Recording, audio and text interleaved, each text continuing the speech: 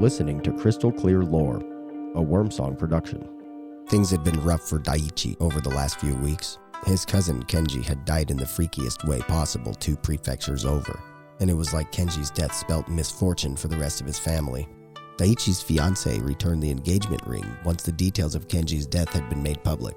Apparently, knowing one of your in-laws had been murdered during a night that the temple monks had said an Onryo was out was way too much for her as of late, and Daichi was sure that he was going to find an excuse to fire him. Even most of the village had started to shun him, as if they could absorb some bad luck that Kenji's murder had infected him with. It had gotten so bad that Daichi was spending his precious free time walking outside his house in the village of Narusawa at night. That way he didn't have to deal with the suspicious and wary looks from the other villagers, and he could still enjoy his peaceful walks in order to keep trying to clear his head to cope with everything. As Daichi's footsteps padded on the dirt paths, he thought about his cousin. Kenji could be a right bastard, but no one deserved to get cut up like that. The local papers were blaming the murder on the Kuchisaki owner herself, which had stirred up the country. Blaming Onryo was a serious business, as blaming the supernatural unjustly could bring their wrath down upon you. Daichi shook his head as he continued walking. As if it wasn't enough that Kenji had died, his own grandmother had started to develop severe medical issues. She had been sick enough that she hadn't been able to get out of bed. With Kenji gone, there wasn't anyone else to help take care of her, so the duty had fallen at his feet. Daichi stopped, realizing that he should head back to check on grandmother before heading to bed. He turned when he heard something light and wispy trailing along the grass. Squinting in the dark, he only saw something black move. It almost looked like hair. Daichi shook himself and headed back quickly. He hadn't gotten far when he felt something on his leg. He looked down and saw the head of a woman biting into him. "Shit!" he screamed. He stopped moving and tried to kick the head off of him. After a few kicks, he was successful and took off running, feeling the blood run down his leg the entire time. He heard her laugh, but he didn't dare to look behind him. That could slow him down, so he put everything he had into running back home. He faltered for a brief second, realizing that if he went home, grandmother could be at risk. Where then? Where could he go? "Fuck!" he shouted as the damn thing bit him again, this time in the arm. Yanking the creature by its hair, he pulled it off of him and threw it into the darkness. Daichi stumbled off away from where he had thrown the head, but it was no good. He was bleeding too heavily now. The only place he could think to go for safety was the shrine, in the ice caves, as it was the closest holy place. But that was in Aokigahara, and an hour away on foot. He'd never make it. He leaned up against an outbuilding near the rice paddies and slid down it. Perhaps, after all, his family was cursed. He blinked a few times, trying to maintain consciousness when he saw the head again. Nukekubi. That's what it was. He tried to write it in the dirt next to him, knowing he was as good as dead. The Nukekubi smiled at him and bit into his neck. She drained his body dry and floated back to her body, full and pleased with herself. Most of the village had started believing that Daichi was cursed, so it was a perfect opportunity to enjoy some prey without having to travel too far. The woman smiled and slid her head back onto her body, with the only trace of her condition being a scar that circled her entire neck.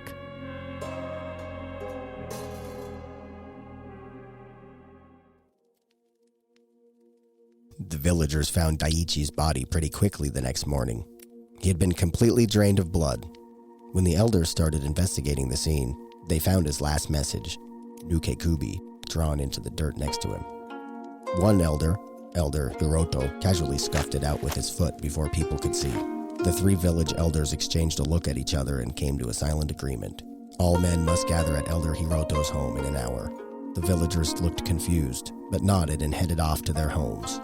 "Are you sure, Hiroto?" Elder Daisuke asked in a raspy voice. Hiroto nodded. "Yes, we will have to inform the men of what we found, take care of Daichi's body, and watch the women tonight. One of them is definitely at fault here." The elder sighed. "What a plague to infect our community," Elder Botan murmured. At the meeting at Elder Hiroto's home, all the village men sat and waited quietly while the elders explained. "Daichi was killed by a Nukekubi," Botan started. At this, many of the men's eyes widened in fear. A yokai had infested their village and killed one of their own. Ill omens indeed for them all.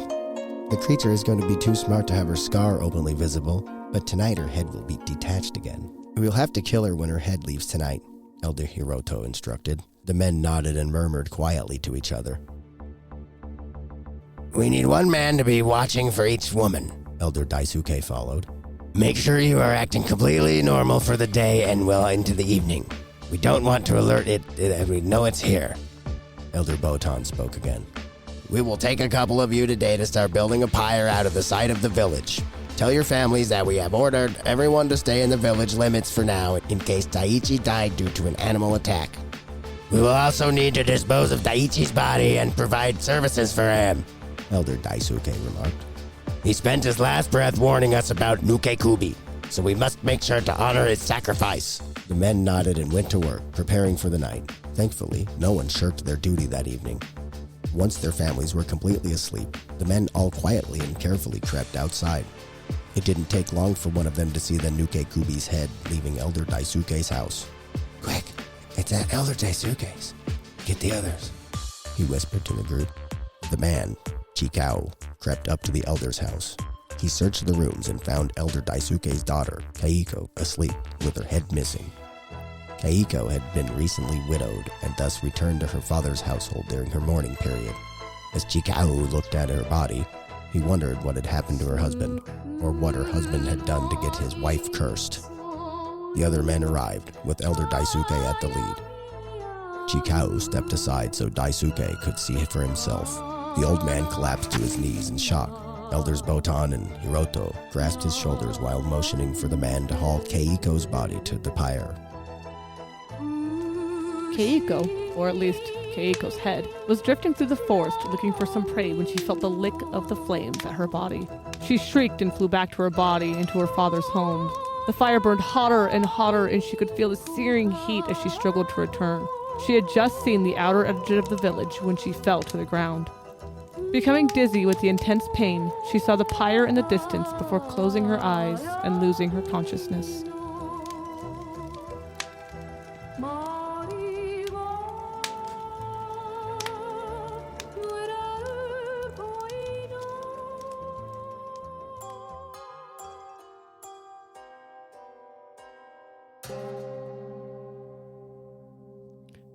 Welcome back to Krystal Clear Lore. My name is Krystal, and today we are covering a pair of entities for the first time.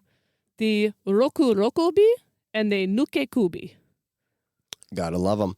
All right, and they're... I'm Brady, and this was very Japanese. This was a challenge for me, by the way. If you can't tell, I record the stories you hear before this. If you skip them... what are you doing? What are you doing if you skip them? Okay, don't do that. Don't skip them. That's half the fun. They ain't ads. So the last time we were in Japan was Kuchisake Onna, which we referenced with Kenji getting brought up as Daichi's cousin. Yep. And she is in, we had her in Gifu City. This time... Prefecture. Gifu Prefecture. Gifu was like Gifu City and Gifu Prefecture. I know. But 2 prefectures to the east is Yamanashi Prefecture, and that is where the Rokurokubi and the Nukekubi are commonly found. Hard to pronounce if you are not initiated to Japanese language. Yeah. I've watched a lot of anime, though. It helped a little bit. It does help. It gets you in the mindset. So this is our first double header. Like I said, it is impossible to research the Nukekubi, or the Rokurokubi without the other. They are extremely closely related. The Rokurokubi are long-necked women, and the Nukekubi are the women whose heads detach. Guys, she showed me pictures, or even like actually animated GIFs of these things. Nightmare fuel. Oh my gosh. I think so far, I say this a lot, but you keep ramping it up, so this is creepiest. So far. We'll see. Creepiest. 3 out of 5 stars. The Rokurokubi is where we're going to start because they are the main one. They are a type of yokai, so they are completely different than Kuchisake Onna was. So they're like an adult Pokemon. No. Yeah. No. I'm just joking, but that's kind of what the yokai are to me. Kind of. Yokai Watch kind of really popularized that belief. It's actually got to avoid them all. So Kuchisake Onna is a type of onryo, which is like a vengeful ghost. Right? She falls under the category of yurei, which is ghosts. Okay. Yokai are supernatural creatures and monsters in Japanese folklore. So they're not human. They are like they're their own thing. Yeah. Now, Rokurokubi are called long-necked women because as they sleep, or they're normal during the day, but when they sleep, their neck lengthens and stretches, allowing them to roam freely. Yeah, you showed me like a claymation one. No, or was it? I showed you that messed up animation commercial. one? Oh man, I don't know what it was. It was horrible. I should have. The neck is really long, guys. Like Twizzlers. Okay. So there is an ad on YouTube that I showed Brady. It is it's very disturbing. I did not like it. It was awful. If you look up, it's very creepy yoki, so YOKI, Japanese ad, and it's on the YouTube channel Ad Central. So I highly encourage, go look it up. It is probably the creepiest thing involving the Rokurokubi I have ever seen, and I did not like it. Yeah, I don't want to watch it again. Rokurokubi actually translates to pulley neck because it's like a pulley, but with the neck. So you know what I kind of pictured? Do you remember those straws, the accordion straws that kind of... It's kind of like that, I kind of pictured that. It's bad. Let's see.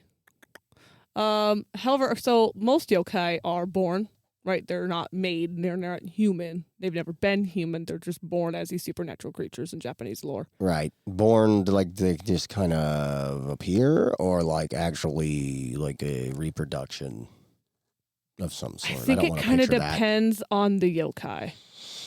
Oh. It's complicated. I pretend I didn't ask. We'll move on from that. Like we'll move on from that question. I would say some are born, some are kind of like made, some are... I don't want to open up that Pandora's box. So there's none that are made, but there's like, well, if you cut like one in half, it like asexually reproduces. Okay, because I don't want to get into like never mind. They definitely sexually reproduce. That's definitely a thing for some of them.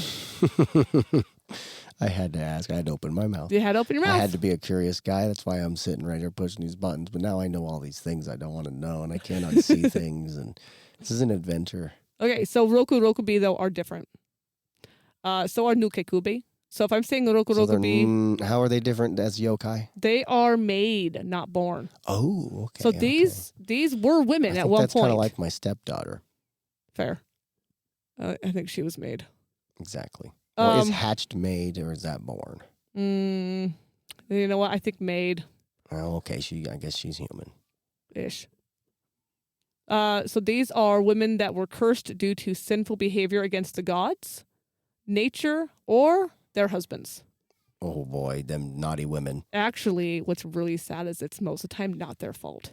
Oh gosh. So in the story, I had Keiko, like or Chikao, was like, man, I wonder what her husband did to get Keiko cursed like that. Yeah. This is a very common thing, is that the women have to take the fault for their father's or their husband's transgressions. Oh my. And I'm like, I hate that. How dare you have been born. So it's not great. Now, they are women, right? The Rokurokubi are women all the time. Yeah. However, there are tales of male, like Rokurokubi or even families. But I think what happened there is that it's getting confused with the Mikoshi Niyudo. They are similar creatures to the Rokurokubi. I'm kind of glad you didn't make me read that. The Mikoshi Niyudo. Yeah. They will have to be covered in a different episode because they have a ton of their own lore. But they are very, very similar to the Rokurokubi. Okay. Except they're men. I should start brushing up on my Japanese pronunciations. You are going to have to. Okay. So the subtype, for lack of better term, or closely related cousin to it, is the Nukekubi. Yes. These women don't have the long necks, but their head detaches completely and just kind of flies around on its own. Mm-hmm. Now, these are interesting because they don't just show up in Japan. They show up in China and other Southeast Asian countries. Oh, okay. They're also far more aggressive, which is why Daichi ran into one in the story. I'm just picturing these as like a studio Ghibli, whatever you guys want to do. Studio Ghibli kind of drawing. Yeah, think of like a very pretty Japanese lady, right? And just her head flowing around. Oh, kind of bobbing around. Oh, gosh. Yeah. These ones are known to bite their victims like vampires. So like right in the neck, they'll drain all the blood out. and then they rip. They're also known to bite humans, animals to And death. they fly. And they fly. Okay, guys. Hey, we're this episode brought to you by Mossberg Shotguns. Guns are mostly illegal in Japan, so that won't help. Yeah, poor guys. No, not poor guys. There's a reason guns aren't allowed I in guess Japan. they have a broom. That'll work. So the Nukekubi are also cursed individuals. And these ones, though, so the Nukekubi can also be made. Born, not just made. Okay. So the Nukekubi, if a mom is a Nukekubi, she can pass the curse on to her daughter. Oh, gosh. So, but the fact that Daichi didn't know that Keiko was a Nukekubi means that either he didn't know his wife was one, and she's always had that, or Keiko got cursed by something her husband, or he could have done too, and was not known. Interesting. So, in a lot of legends for both, this is where it gets really sad. The girls and women live with a curse whose cure has never been found, and they're also forced to live through hell on a daily basis. Oh. A lot of them, mostly Rokurokubi, they get sold off by their families to live in brothels or human circuses. Oh. They're treated like a sideshow attraction or an exhibit to come ogle at. And the attraction of exhibiting them, it drew a lot of customers. So, Oh, yeah. Those are really popular even to this day. That kind of stuff is really popular. It's a whole thing. So, those are the lucky ones. And then we got to get into a little bit of Japanese culture stuff. Oh. Because a lot of the women and girls that get cursed with this commit suicide. Oh, is that why you brought up the famous forest? No, so Aokigahara is actually next to the city or the village that I chose, Narusawa. And I didn't know that when I chose Narusawa. Oh, just ironically then. And then I was like, oh, what's the nearest shrine? And it's like, oh, it's in this ice cave. Then I'm like, okay, I have to bookmark that ice cave for future discussion. And okay, where's the ice cave? It's an hour away in Aokigahara. And I'm like, yeah. Crap, it's literally in the suicide forest. No, thank you. Oh, man. We're not. That's got to be its whole thing. That's got to be a whole thing of its own because that suicide forest is just teeming with lore. There's so much stuff in that forest. Yeah, there's going to be a lot of. You could do an episode about that and each individual thing in it, probably. Oh, so much. There's so much lore out there, guys. You know what I realize is it's just infinite. It really is. People have been making up stories for a long time, and I cannot wait to. I love finding out what's true in them. What's the truth that underlies all of them? Some of them are commonalities. So I'm going to circle back to the suicide thing because it's really important that when we say, oh, well, the lucky ones get to live and the unlucky ones commit suicide, that's really imparting a lot of Western bias because Japan itself has not culturally seen suicide as a bad thing. It's seen it as an honorable act that can restore the family standing, societal standing. Like, saving face is like a huge thing in Japan. So if there's like a total dishonor or you've completely fallen apart and you're bringing dishonor on your family or I guess who you're working for. Suicide literally is a way to redeem that honor. Or Japan. Yeah, suicide's how you do it. That's why we can't have Japan have things anymore because of World War II. Yeah, it's really similar to seppuku.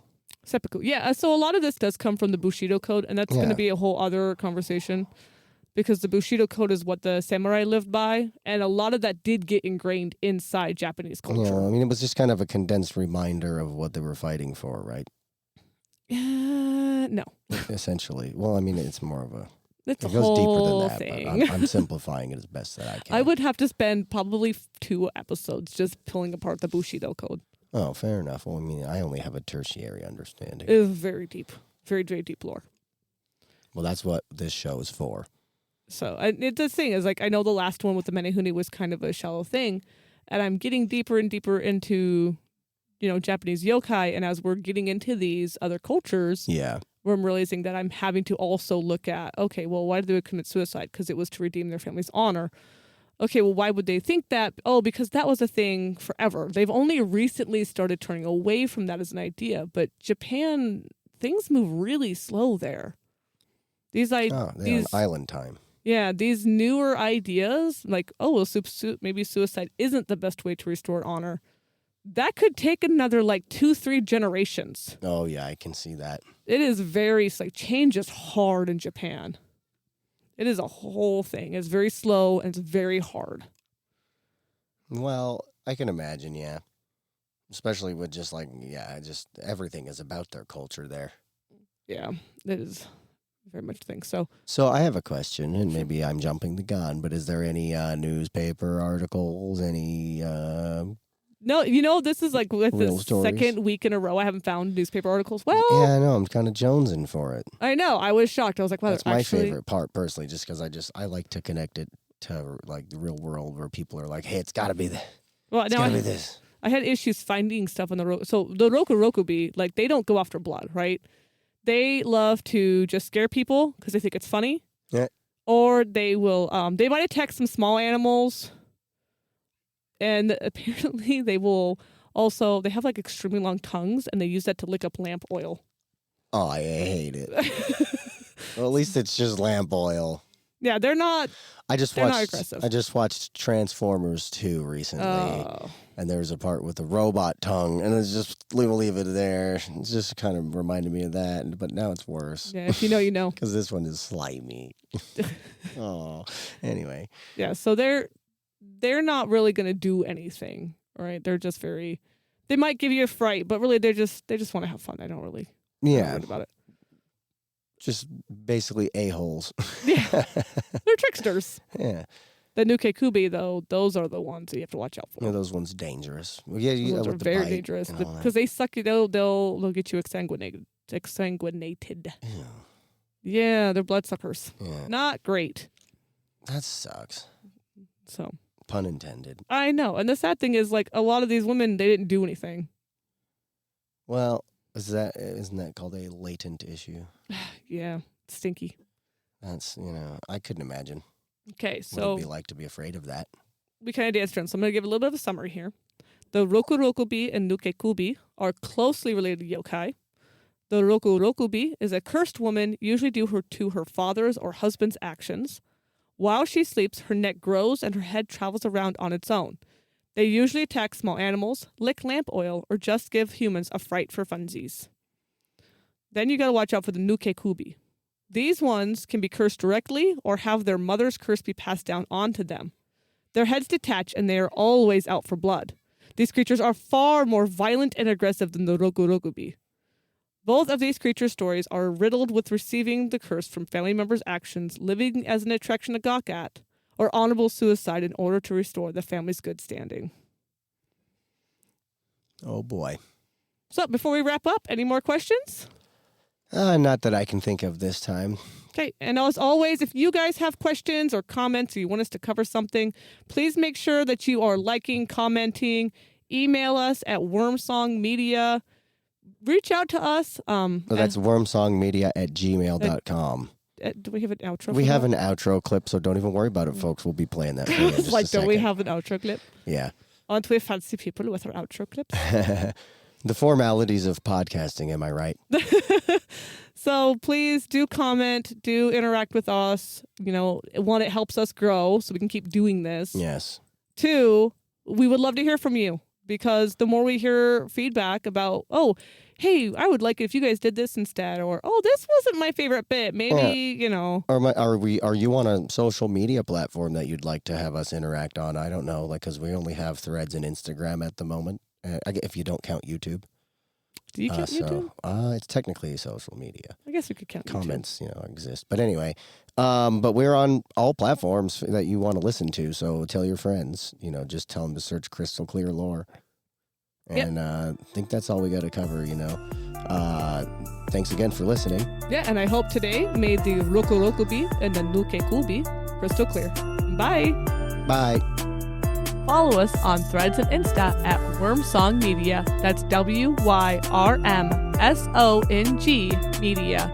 Want to reach out to us? Email us at wormsongmedia@gmail. Again, that's WYRMSONGMEDIA@gmail.